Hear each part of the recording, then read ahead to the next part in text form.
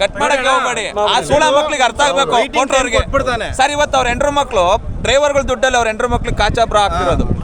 ಅವ್ರು ಸ್ವಂತ ದುಡ್ಡಿಂದ ಯಾರು ಮಾಡ್ತಿಲ್ಲ. ಅವರು ನಿಮಗೆ ಮನ್ಸಿಗೆ ಎಷ್ಟು ನೋವಿರುತ್ತೆ ಮಾತಾಡೋಣ, ನಾವಿದೀವಿ ಮಾತಾಡಿ.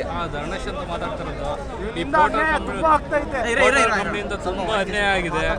ಇವತ್ತು ನಮ್ಮ ದೇಶಕ್ಕೆ ಬ್ರಿಟಿಷ್ ಯಾವ ಥರ ಬಂದರು ಆ ಥರನೇ ಇವರು ಬಂದ್ಬಿಟ್ಟಿದ್ದಾರೆ. ಇದಕ್ಕೆ ಗೌರ್ಮೆಂಟ್ ಅವರು ಯಾವುದು ಸಪೋರ್ಟ್ ಮಾಡ್ತಿಲ್ಲ. ಗೌರ್ಮೆಂಟು ಇಂಟರ್ ಡಿ ಕೆ ಶಿವಕುಮಾರ್ಗೆ ಹೋಗಲಿ ಅವರಾಗಲಿ ಸಿದ್ದರಾಮಯ್ಯ ಯಾರು ಕೂಡ ಈ ಆ್ಯಪ್ನವ್ರ ಬಗ್ಗೆ ಧ್ವನಿನೇ ಎತ್ತಿಲ್ಲ. ರೆಡ್ಡಿ ಅವರು ಮುಂಚೆ ಒಂದ್ಸತಿ ಆಗಿತ್ತು, ಇವಾಗ ನವೆಂಬರ್ 9 ಆಗಿತ್ತು. ಪೋರ್ಟರ್ ಆಪ್ನೇ ಕ್ಯಾನ್ಸಲ್ ಮಾಡ್ತೀವಿ, ಕ್ರಿಕೆಟ್ ಏನೂ ಇಲ್ಲ ಅಂತ ಹೇಳಿದರು. ಅದು ಅಲ್ಲಿಂದ ಇಲ್ಲಿವರೆಗೂ ಇನ್ನೂ ಜಾಸ್ತಿ ಕಷ್ಟ ಆಗಿದೆ ಹೊರತು ಪ್ರಾಬ್ಲಮ್ ಯಾರೂ ಸಾಲ್ವ್ ಮಾಡಿಲ್ಲ. ನಮಗೆ ಕರೆಕ್ಟಾಗಿ ಬಾಡಿಗೆ ಕೊಡ್ತಿಲ್ಲ. ಇವಾಗ ಡೀಸೆಲ್ ರೇಟ್ ಜಾಸ್ತಿ ಆಗಿದೆ. ಅದು 56 ರೂಪಾಯಿ ಡೀಸೆಲಲ್ಲಿ ಇದ್ದಿದ್ದು 10 ವರ್ಷ ಆಯಿತು. 56 ರೂಪಾಯಿ ಡೀಸೆಲ್ ಇದ್ದಿದ್ದು ಅದೇ ರೇಟೇ. ಇವಾಗ ಅದಕ್ಕಿಂತ ಕಮ್ಮಿ ರೇಟೇ 90 ರೂಪಾಯಿ ಡೀಸೆಲ್ ಆಗಿದೆ. ಅದೇ ರೇಟೇ ಆಗಿರೋದು.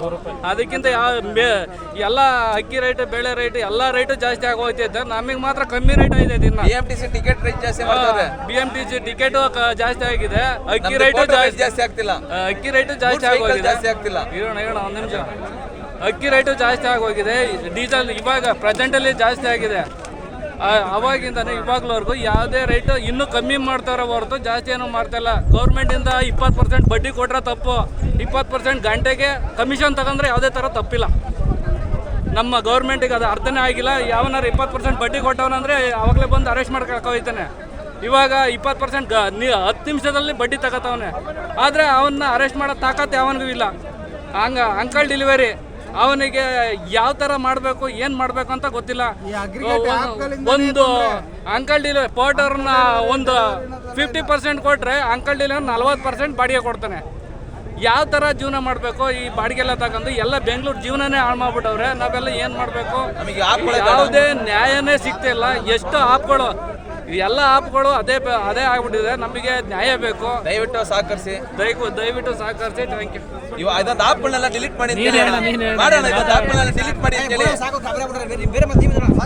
ಮಾಡ. ನೀನು ಸಕಲ ಮಾತಾಡ್ತೀನಿ ಬಾಲ್ಯ ಬೇಡ. ನೀನು ಅಣ್ಣ ನೀನು ಬಾಲ್ಯ ಬೇಡ ಬೇಡ ನಾವೆಲ್ಲ ಬಾಡ ನಾವು ನಿಮ್ಗೆ ಸಪೋರ್ಟ್ ಕೊಡ್ತೀವಿ. ಮಾತಾಡೋಣ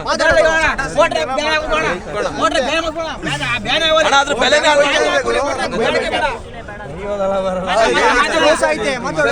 ಪ್ರಾಬ್ಲಮ್ ಮಾತಾಡೋಣ. ಪಾರ್ಟ್ನರ್ ಅಂತ ಹೇಳ್ತವ್ರೆ. ಈಗ ಪಾರ್ಟ್ನರ್ ಅಂದ್ರೆ ಏನು? ಈಗ ಪಾರ್ಟ್ನರ್ ಅಂತ ಹೇಳ್ತವ್ರೇನಾ? ಈಗ ಪಾರ್ಟ್ನರ್ಗೆ ಏನು ಇನ್ಫಾರ್ಮ್ ಮಾಡಲ್ಲ. ಇವ್ರ ಲೆಕ್ಕ ಇವ್ರಿಗೆ ಏನು ಇದಾಗುತ್ತೋ ಆ ಥರ ರೇಟ್ ಫಿಕ್ಸ್ ಮಾಡೋದು. ನೋಡಿದ್ರೆ 50% ಜಾಸ್ತಿ ಮಾಡ್ತಾರೆ. ಇಲ್ಲಿ ಇಟ್ಬಿಡು. ಈಗ ನಾನೊಂದು ಇದು ಮಾತಾಡ್ತೀನಿ ಕೇಳಿ. ಈಗ ಚಿಕ್ಕಪೇಟೆ ಕಡೆ ನಾನು ಹೋದ ತಕ್ಷಣ ಏನಾಯಿತು, ಒಂದು ಕಾಲ್ ಬಂದಿದೆ. ಕಸ್ಟಮರ್ಗೆ ಫೋನ್ ಮಾಡಿದೆ, ಅವ್ರು ಫೋನ್ ಪಿಕ್ ಮಾಡಿಲ್ಲ. ಸಡನ್ನಾಗಿ ಫೋನ್ ಮಾಡೋಣ ಕಸ್ಟಮರ್ ಕೇರ್ಗೆ ಅಂತ ನಾನು ಅಟೆಂಡ್ ಮಾಡಿದೆ. ಏನಾಯಿತು ಗೊತ್ತಾ, ಮೆಸೇಜ್ ಥರ ಚಾಟಿಂಗ್ ಆಪ್ಷನ್ ಬಂದುಬಿಟ್ಟಿದೆ. ಅದು ನನಗೆ ಗೊತ್ತಿಲ್ಲ, ಯಾಕಂದರೆ ಅವ್ರು ನಮ್ಮ ಹತ್ರ ಒಂದು ಇನ್ಫಾರ್ಮ್ ಮಾಡಿಲ್ಲ. ಈಗ ಪಾರ್ಟ್ನರ್ ಅಂದರೆ ಎಲ್ಲ ಇನ್ಫಾರ್ಮ್ ಮಾಡಬೇಕು. ಈಗ ಕೆಲಸ ಮಾಡೋರು ನಾವು, ಎಲ್ಲ ಇದು ಫೀಲ್ಡಲ್ಲಿ ವರ್ಕ್ ಮಾಡೋದು ನಾವು.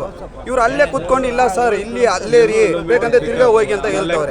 ಮತ್ತೆ ನಾನು 4 ಕಿಲೋಮೀಟರ್ ಸುತ್ಕೊಂಡು ಬಂದರೆ ನನಗೆ ಹೆಂಗೆ ಯಾವ ಲೆಕ್ಕ ಸಿಗುತ್ತೆ, ಏನು ಸಿಗುತ್ತೆ ಹೇಳಿ? ಫಸ್ಟ್ ಪ್ರಿಫರೆನ್ಸ್ ಕಸ್ಟಮರ್ ಅದು ಹೇಳು. ಈಗ ಪಾರ್ಟ್ನರ್ ಅಂತ ಹೇಳ್ತವ್ರೆ, ನಾವು ಪಾರ್ಟ್ನರ್ ಅಲ್ಲ. ಕಸ್ಟಮರ್ಗೆ ಎಲ್ಲ ರೆಫರೆನ್ಸ್ ಹೋಗುತ್ತೆ. ಈಗ ಅವ್ರು ಏನಾದ್ರು ಹೆಚ್ಚು ಕಮ್ಮಿ ಕಂಪ್ಲೇಂಟ್ ಮಾಡಿದ್ರೆ ಇಮಿಡಿಯೇಟ್ ಆಕ್ಷನ್ ಮಾಡ್ತಾವ್ರೆ. ನಾವೆಲ್ಲ ಕಂಪ್ಲೇಂಟ್ ಮಾಡಿದ್ರೆ ಇಲ್ಲ ಸರ್ ಸಿಸ್ಟಮ್ ಲೆಕ್ಕ, ಈ ಲೆಕ್ಕ, ಆ ಲೆಕ್ಕ ಅಂತ ಒಂದು ಮಾತು ಹೇಳ್ಬಿಡ್ತಾವ್ರೆ. ಸರ್ ಯಾರಿಂದ ಬಾಳ್ತಾರ ಅವ್ರು ಅದನ್ನ ಹೇಳಿ. ಅದೇ ಅದನ್ನು ಕೇಳಿದ್ರೆ ಆ ಥರ ಎಲ್ಲ ಇಲ್ಲ ಮೇಡಮ್, ನಾವೇ ಇಲ್ಲಿ ಇಷ್ಟೊಂದು ರಿಸ್ಕ್ ತಗೊಂಡು ನನ್ನ ಲೈಫ್ ಇದು ಮಾಡಿಬಿಟ್ಟು ಡೀಸೆಲ್ ಹಾಕ್ಕೊಂಡು ನನ್ನ ಗಾಡಿ ತಗೊಂಡು ಇಷ್ಟೊಂದು ಮಾಡ್ತೀವಿ. ಇದ್ರೇನೋ ಅವರು ಒಂದು ಮಾತು ಹೇಳಿದ್ರೆ ನೀವು ಈ ಥರ ಎಲ್ಲ ಮಾತಾಡಬೇಡ ಸರ್ ಅಂತ ಕಾಲ್ ರಿಕ್ವೆಸ್ಟ್ ಕೊಟ್ರೆ ಎಷ್ಟೊತ್ತಾಗುತ್ತೆ? ಒಂದ್ಸತಿ ಇರೋಣ ಬೈ ಸಿಟಿ ಮಾಲ್ ಹತ್ರ ಒಂದ್ಸತಿ ಏನಾಯ್ತು ಗೊತ್ತಾ, ಲೋಡ್ ಅನ್ಲೋಡ್ ಮಾಡೋಣ ಅಂತ ಹೋಗ್ದೆ. Customer back ಸೈಡಲ್ಲೇ ನಿಂತ್ಕೊಂಡಿದ್ದ. ಸರಿ ಅವನು ರಿವರ್ಸ್ ನೋಡ್ದಾನಂತ ನಾನು ಬಂದೆ. ರಿವರ್ಸ್ ಬರೋ ತಕ್ಷಣ ಏನಾಯಿತು, ಅವನು ನೋಡಿಲ್ಲ. ಅವ್ನು ಬನ್ನಿ ಅಂತ ಹೇಳ್ದ, ಹಂಗೆ ಟಚ್ ಆಗಿಬಿಟ್ಟಿದೆ. ಟಚ್ ಆಗಿದ ತಕ್ಷಣ ಅಲ್ಲಿ ಡ್ಯಾಮೇಜ್ ಆಯಿತು. ಈಗ ಆ ಮಾಲಲ್ಲಿ ಇರೋನು ಏನು ಹೇಳ್ತಾ, ಸೆಕ್ಯೂರಿಟಿ ಎಲ್ಲ ಬಂದುಬಿಟ್ಟು ಈ ಥರ ಇಲ್ಲ ನೀವೇ ಇದು ಮಾಡಬೇಕು ಆ ಥರ ಹೇಳಿದ. ಇಲ್ಲ ಸರ್ ಅವ್ರ ಮೇಲೆ ಮಿಸ್ಟೇಕ್ ಅಂತ ನಾನು ಹೇಳ್ದೆ. ಆ ಕಸ್ಟಮರ್ ಹತ್ರ ಹೇಳ್ದೆ. ಅವ್ನು ಏನು ಮಾಡ್ದ, ಅವನು ಐಟಮ್ ತೊಗೊಂಡು ಹಂಗೆ ಹೊಟ್ಟೋಗ್ಬಿಟ್ಟ. ನಾನು ಅಲ್ಲಿ ಅವನ ಹತ್ರ ಮಾತಾಡ್ಕೊಂಡು ಹಂಗೆ ಅದಿಲ್ಲ ಸರ್ ಈ ಥರ ರಿವರ್ಸ್ ಅವ್ರು ಚೆನ್ನಾಗಿ ನೋಡಿಲ್ಲ, ನಾನು ಹಂಗೆ ಟಚ್ ಮಾಡಿಬಿಟ್ಟಿದ್ದೀನಿ. ಇಲ್ಲ ನೀವು ಅಮೌಂಟ್ ಏನಿದ್ರೆ ನಾನು ಕೊಡಬೇಕು ಅಂತ ಹೇಳಿದೆ. ನಾನು ಏನಕ್ಕೆ ಸರ್ ಕೊಡಬೇಕು, ನಾನು ಪೋರ್ಟರಿಂದ ಬಂದಿರೋಣ ಅಂತ ನಾನು ಹೇಳಿದೆ. ಆಮೇಲೆ ಏನಾಯಿತು, ಅವರು ಆಯಿತು ಅನ್ನಂತ ಫೋನ್ ಮಾಡಿದೆ ಕಸ್ಟಮರ್ ಕೇರ್ಗೆ ಕನೆಕ್ಟ್ ಮಾಡೋಣ ಅಂತ. ಕನೆಕ್ಟೇ ಆಗ್ತಾಯಿಲ್ಲ.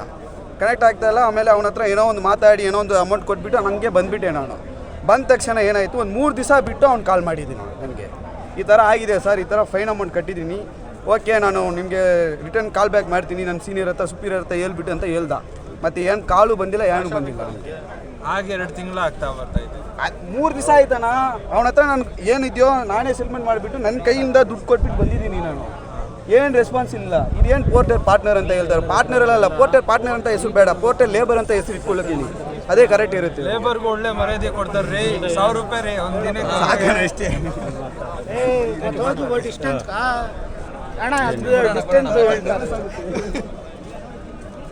ಈಗ ನೋಡಿ 7 ಕಿಲೋಮೀಟ್ರ್ ಪಿಕಪ್ ಇರೋದು 300 ರೂಪಾಯಿ, 4 ಕಿಲೋಮೀಟ್ರ್ ಡ್ರಾಪ್ 300 ರೂಪಾಯಲ್ಲಿ. ಇದರಲ್ಲಿ 20% ಇವ್ರು ಹೋದ್ರೆ 60 ರೂಪಾಯಿ, 240 ರೂಪಾಯಿ 10%. ನಾನು ಹೋಗಿ ಇದು ತೋರಿಸೋದು 7 ಕಿಲೋಮೀಟ್ರ್, ಎತ್ತಾದ್ಮೇಲೆ 8 ಕಿಲೋಮೀಟ್ರ್ 10 ಕಿಲೋಮೀಟ್ರ್ ಆಗುತ್ತೆ. ಆಮೇಲೆ ಇನ್ನೊಂದಂದರೆ ಬಜಾರ್ಗೆ ಹೋಗಿದ್ರೆ ಗಾಡಿಗಳು ಹೋಗಲ್ಲ. ಇದು ಲೊಕೇಶನ್ ಒಂದೇಲಿ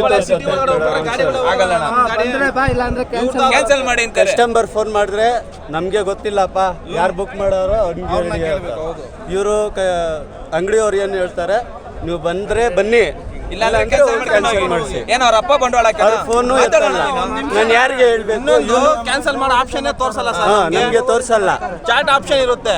ಕ್ಯಾನ್ಸಲ್ ಆದ್ರೆ ನಮ್ಮ ರೀಸನ್ ಹಾಕೊಂಡು ಕ್ಯಾನ್ಸಲ್ ಮಾಡಿದ್ರೆ 7 ಅವರ್ ಸಸ್ಪೆಂಡ್ ಮಾಡ್ಬಿಡ್ತಾನೆ ಐಡಿನ. ಸಸ್ಪೆಂಡ್ ಮಾಡ್ಕೊಂಡು 7 ಅವರ್ ತಿಕ್ಕ ಮುಚ್ಕೊಂಡು ನಾವು ಮನೆಗೆ ಹೋಗ್ಬಿಡ್ಬೇಕು, ನಾವೆಲ್ಲ ಹೋಗ್ಬಿಟ್ಟು. ಇವಾಗ ಇಲ್ಲಿ ನೋಡ್ರಿ ನಾವು ನೀವು ಇದೇ ತರನೇ ಯಾಕೆ ಯಾವ್ದಕ್ಕೆ ಕಟ್ ಮಾಡಕ್ಕೆ ಹೋಗ್ಬೇಡಿ. ಆ ಸೋಳ ಮಕ್ಳಿಗೆ ಅರ್ಥ ಆಗ್ಬೇಕು ಕೊಟ್ರವ್ರಿಗೆ. ಸರ್ ಇವತ್ತು ಅವ್ರ ಹೆಂಡ್ರ ಮಕ್ಳು ಡ್ರೈವರ್ಗಳ ದುಡ್ಡಲ್ಲಿ ಅವ್ರ ಹೆಂಡ್ರ ಮಕ್ಳಿಗೆ ಕಾಚಾಬ್ರ ಹಾಕ್ತಿರೋದು. ಅವ್ರು ಸ್ವಂತ ದುಡ್ಡಿಂದ ಯಾರು ಮಾಡ್ತಿಲ್ಲ. ಅವ್ರು ಆಯ್ತಾ, ನಮ್ದು ಮಾತು ಗಲೀಜೆ ಇರ್ಬೋದು, ಯಾಕೆಂದ್ರೆ ಮನ್ಸಿಗೆ ಬೇಜಾರಾಗಿರೋದು ಮಾತಾಡ್ತಿದ್ದಾರೆ ಸರ್. ತುಂಬಾ ನೋವಾಗ್ತದೆ ಸರ್. ಅದು ತುಂಬಾ ನೋಡಿ 14 ಕಿಲೋಮೀಟರ್ ಕೊಟ್ಟು ಹೋಗಕ್ಕಾಗ್ತದ ಟ್ರಾಫಿಕ್ ಅಲ್ಲಿ? ಒಬ್ಬೊಬ್ರೆ ಮಾತಾಡ್ರ 14 ಕಿಲೋಮೀಟರ್ ನೋಡಿ. ಇರೋಣ 14 ಕಿಲೋಮೀಟರ್ ತೋರಿಸಿದಾನೆ, ಎತ್ಕೊಂಡ ಮೇಲೆ 20 ಕಿಲೋಮೀಟರ್ ಆಗಿದೆ. 50% ನಡೀತಾ ಇರೋದು, ಇದು 20%. 14 ಕಿಲೋಮೀಟರ್ ತೋರಿಸ್ತಾ ಇದ್ದಿದ್ದು ಡ್ಯೂಟಿ ಬಂದಾಗ, ಎತ್ಕೊಂಡ ಮೇಲೆ 20 ಕಿಲೋಮೀಟರ್ ಹೋಗಕ್ ಆಗಿಲ್ಲ. ಎಷ್ಟ ಕೊಡಲ್ಲ ಸರ್, ಅದ್ ಏನೈತೆ ಅದೇ ತೋರ್ಸೋದು ಅವರು. ಎಷ್ಟ 1 ರೂಪಾಯಿ ಬರಲ್ಲ. ಕ್ಯಾನ್ಸಲರ್ ನಮ್ಮ ಡ್ರೈವರ್ ನಮ್ಮ ರೀಸನ್ ಆಗ್ತದೆ. 10 ಕಿಲೋಮೀಟರ್ ಹೋಗ್ತೀರಾ, 10 ಕಿಲೋಮೀಟರ್ಗೆ ಎಷ್ಟು ಅಮೌಂಟ್? 10 ಕಿಲೋಮೀಟರ್ಗೆ ಎಷ್ಟು ಅಮೌಂಟ್? 600 ರೂಪಾಯಿ. ಪಿಕಪ್ ಹೋದ್ರೆ 10 ಕಿಲೋಮೀಟರ್ಗೆ ಎಷ್ಟು ಕೊಡ್ತೇನೆ? ಮೊದಲು ಮಾತಾಡಬಾರ್ದು, ಅಲ್ಲಿ ಮಾತಾಡಿ. ನಮ್ಮ ರೀಸನ್ ಹಾಕಿ ಕ್ಯಾನ್ಸಲ್ ಆಗ್ತದೆ. ಏನ್ ಮಾಡ್ಬೇಕು? 50 ಕಿಲೋಮೀಟರ್ ಹೋಗ್ತೀವಿ, ಅಲ್ಲಿಂದ ಖಾಲಿ ಬರ್ಬೇಕಾ? ಕಿಲೋಮೀಟರ್ ಪಿಕಪ್ ಹೋಗ್ತೇನೆ, ಕಿಲೋಮೀಟರ್ ಪಿಕಪ್ ಕೊಡ್ತೇನೆ. ಹುಷಾರಿಲ್ಲ ಅಂತ ಕುತ್ಕೊಳ್ಳಿ, ಅವ್ನು ಕ್ಯಾನ್ಸಲ್ ಮಾಡ್ತಾ ಇದ್ದಾನೆ. ಆ ಕ್ಯಾನ್ಸಲ್ಗೆ ಪಾಪ ಅವ್ನು ಸಸ್ಪೆಂಡ್ ಮಾಡೋರೆ. ಅವನು ಎದೇನು ಅಂತ ರೋಡ್ ನಲ್ಲಿ ಕುತ್ಕೊಂಡಿದ್ದಾನೆ. ಯಾವನಾದ್ರೂ ಅವ್ನಿಗೆ ಹೆಲ್ಪ್ ಮಾಡ್ದ? ನಮ್ಮ ಡ್ರೈವರ್ ಅವರೇ ಹೋಗಿ ಅವ್ರಿಗೆ ಹೆಲ್ಪ್ ಮಾಡಿ ಕಳ್ಸಿದಾರೆ ಮನೆಗೆ. ಅವ್ನು ಬಂದಿಲ್ಲ, ನಮ್ಮ ಡ್ರೈವರ್ ಅವ್ರು ಮಾಡಿರೋದು. ಅವ್ನು ನಮ್ಗೆ ಏನಾದ್ರು ಸಹಾಯ ಮಾಡ್ತಾ ಇದ್ದಾನ? ನಮ್ಗೆ ಏನಾದ್ರು ಹೆಲ್ತ್ ಇದು ಮಾಡ್ತಾ ಇದ್ದಾನ? ಏನು ಮಾಡ್ತಾ ಇಲ್ಲ. ನಾವು ಏನ್ ಕಷ್ಟ ಪಡ್ತಾ ಇದ್ದು ಅವ್ನು ಗೊತ್ತಾಗಲ್ಲ. ಅವ್ನು ಏನು ಹೇಳ್ತಾ ಇದ್ದಾನೆ, ನಾವು ನಿನ್ಗೆ ಇಟ್ಕೊಂಡಿರೋದು ಕೆಲ್ಸಕ್ಕೆ, ನಾವು ಕೆಲ್ಸಕ್ಕಿಲ್ಲ ಅವನ ಹತ್ರ, ನಾವು ದುಡಿತಾ ಇರೋದು, ಅವ್ನು ನಮ್ಮ ಹತ್ರ ತಿಂತಾ ಇರೋದು. 500 ರೂಪಾಯಿ ಡ್ಯೂಟಿ, 9 ಕಿಲೋಮೀಟರ್ ಪಿಕಪ್ ಕೊಟ್ಟವ್ ನೋಡಿ. ಹೋಗಕ್ ಆಗ್ತದ? 20 ಕಿಲೋಮೀಟರ್ಗೆ 200-300 ರೂಪಾಯಿ ಕೊಡ್ತಾರೆ. 9 ಕಿಲೋಮೀಟರ್ ಪಿಕಪ್, 10 ಕಿಲೋಮೀಟರ್ ಡ್ರಾಪ್, 500 ರೂಪಾಯಿ. ಇದೇನು 9 ಫೀಟ್ ಗಾಡಿ? Government Porter app, delivery app, uncle government ಒಂದು ಆಪ್ ಓಪನ್ ಮಾಡಿ, ನಮ್ಮ ಗೌರ್ಮೆಂಟ್ ಒಂದು ಆಪ್ ಓಪನ್ ಮಾಡಿ ನಮ್ಗೆ ಕೊಟ್ಬಿಡ್ಲಿ ಸಾಕು. ನಾವು ಅಷ್ಟನ್ನೆಲ್ಲ ದುಡ್ಕೊಂಡು ಇರ್ತೀವಿ. ನಮ್ಮ ಮನೆ ಮಾಡ್ಕೊಂಡು ಏನ್ ಸರ್ 15%? 9 ಫೀಟ್ಗೆ 15%, 3 ವೀಲರ್ಗೆ 20%, 9 ಫೀಟ್ಗೆ ಹಿಂಗ್ ಕೊಡ್ತಾನೆ, 6 ಫೀಟ್ಗೆ ಕಮ್ಮಿ ಕೊಡ್ತಾನೆ. 20 ಕಿಲೋಮೀಟರ್ ನಾವು ಹೋಗ್ತೀವಿ, ಇವರು 15 ಕಿಲೋಮೀಟರ್ ಹೋಗ್ತಾರೆ. ಇವ್ರಿಗೂ ಲಾಸು, ನಮ್ಗೂ ಲಾಸು. ಲಾಭ ಯಾರ್ದು ಆಗ್ತಾ ಇರೋದು? 1000 ಜನ ಡೈಲಿ ಡ್ಯೂಟಿ ಮಾಡ್ತಾ ಇದ್ದಾರೆ, ಎಷ್ಟು ಕೋಟಿ ಸಂಪಾದನೆ ಆಗಲ್ಲ ಅವ್ನು ಡೈಲಿ.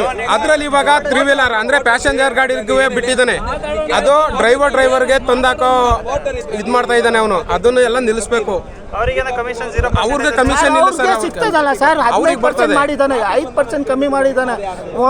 ಒಂದು ಡ್ರೈವರ್ ಇಂದ ಡೈಲಿ 1000 ರೂಪಾಯಿ ಅಂದ್ರೂ ಎಷ್ಟು ಜನ ಇಲ್ಲ ನಮ್ಮ ಕರ್ನಾಟಕನಲ್ಲಿ. ಅಷ್ಟು ದುಡ್ದು ತಿಂತಾ ಇದ್ದಾರೆ. ನಮ್ಗೇನು ಸಹಾಯ ಮಾಡ್ತಾ ಇದ್ದಾರೆ ಸರ್? ಪಾಪ ಡ್ರೈವರ್ ಯಾರೋ ಒಂದು ಲಾಗಿನ್ ಮಾಡ್ಕೊಳ್ರಿ ಬಾಡಿಗೆ ಹೋಗ್ತಾ ಇದ್ದಾನೆ, ಅವ್ನಿಗೆ ಹೆಲ್ಪ್ ಇಲ್ಲ ಏನು.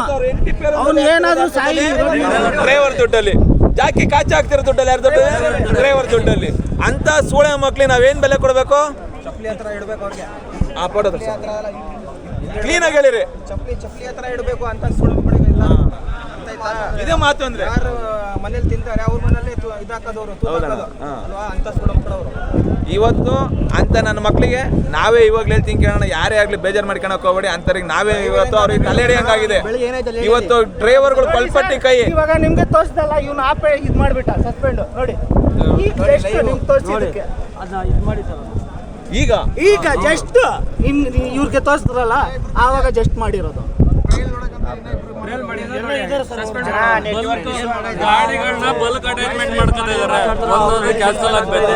ಬಲ್ಕ್ ಅಟ್ಯಾಚ್ಮೆಂಟ್ ಅಂದ್ರೆ ಒಂದು ಕಂಪ್ನಿಯಲ್ಲಿ ಟೈಪ್ ಆಗ್ಬಿಟ್ಟು, ಎಲೆಕ್ಟ್ರಿಕಲ್ ಗಾಡಿ ಟೈಪ್ ಆಗ್ಬಿಟ್ಟು ತಗೊಂಡ್ಬಿಟ್ಟು ಬಿಟ್ಕೊಂಡ್ಬಿಟ್ಟು ಹಿಂದಿ ರಾಜ್ಯದಿಂದ ಬೇರೆ ಸ್ಟೇಟ್ ಇಂದ ಕರ್ಕೊಂಡ್ಬಂದು ಇವರು ಗಾಡಿ ಬಿಟ್ಕೊಂಡ್ಬಿಡೋದು. ನಮ್ಮ ಗಾಡಿಗೆ ಬೆಲೆಗಳು ಇಲ್ಲ, ರೈಟ್ ಕಮ್ಮಿ ಮಾಡೋದು, ಕರೆಕ್ಟಾಗಿ ಡ್ಯೂಟಿ ಕೊಡೋಂಗಿಲ್ಲ, ಈ ಥರ ಮಾಡೋದು. ಆಮೇಲೆ ಆಟೋಗೂ ಪರ್ಮಿಷನ್ ಕೊಟ್ಟಿದ್ದಾರೆ. ಆಟೋದಲ್ಲಿ ಯಾವುದು ಗುಡ್ಸ್ ತಗೋಗಂತ ಇಲ್ಲಿ ಆದ್ರೂ ಅದಕ್ಕೆ ಪರ್ಮಿಷನ್ ಕೊಟ್ಟಿದ್ದಾನೆ. ಇಲ್ಲಿ ನೀವು ಆಪಲ್ಲೇ ನೋಡ್ಬೋದು, ಚೆಕ್ ಮಾಡ್ಬೋದು. ಹೆಂಗ್ ಕೊಟ್ಟ ಗೌರ್ಮೆಂಟ್ ರೂಲ್ಸ್ ಐತದು, ಹಾಕಂಥದ್ದು ರೂಲ್ಸೇ ಇಲ್ಲ.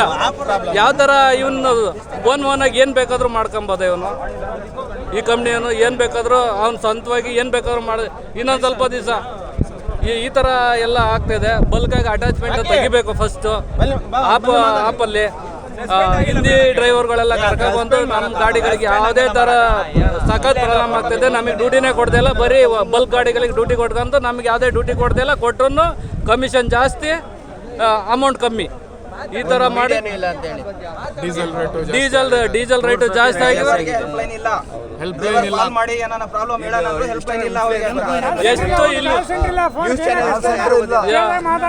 ಎಷ್ಟೇ ಪ್ರಾಬ್ಲಮ್ ಆದ್ರೂ ನಮ್ಮ ಕಡೆಗೆ ಯಾವುದೇ ರೆಸ್ಪಾನ್ಸ್ ತೋರಿಸಲ್ಲ. ಕಸ್ಟಮರ್ಗೆ ಡ್ಯೂಟಿಲಿ ಹಣ ಒಂದು ತುಂಬಲ್ಲ, ಮಿಕ್ಕಿದೆಲ್ಲ ತುಂಬಿದ್ದಾರೆ. ಈ ಥರ ಪ್ರಾಬ್ಲಮ್ ಆಗ್ತದೆ.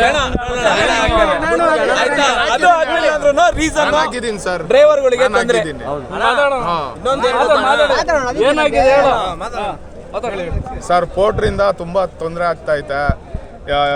ಇಮ್ಮಿಡಿಯೇಟು ಕಸ್ಟಮರ್ ಸಪೋರ್ಟು ಫೋನ್ ಎತ್ತಲ್ಲ. ಆಮೇಲೆ ನೋಡಿದ್ರೆ ಕಮಿಷನ್ ಜಾಸ್ತಿ ಆಗೈತೆ, ಡೀಸೆಲ್ ರೇಟ್ ಜಾಸ್ತಿ ಆಗೈತೆ. ಆಮೇಲೆ ರೇಟ್ ಕಡಿಮೆ ಮಾಡಿಬಿಟ್ಟವ್ರೆ. ಏನು 5 ಇಂದ 10 ಕಿಲೋಮೀಟ್ರು ಕಂಪಲ್ಸರಿ ಪಿಕಪ್ ನಾವು ಹೋಗ್ಲೇಬೇಕು, ಬೇರೆ ಆಪ್ಷನ್ನೇ ಇಲ್ಲ. ಆರ್ಡ್ರ್ ಏನಾದ್ರು ನಾವು ಎರಡು ದಿವಸ ID ಸಸ್ಪೆಂಡ್ ಮಾಡ್ತಾನೆ.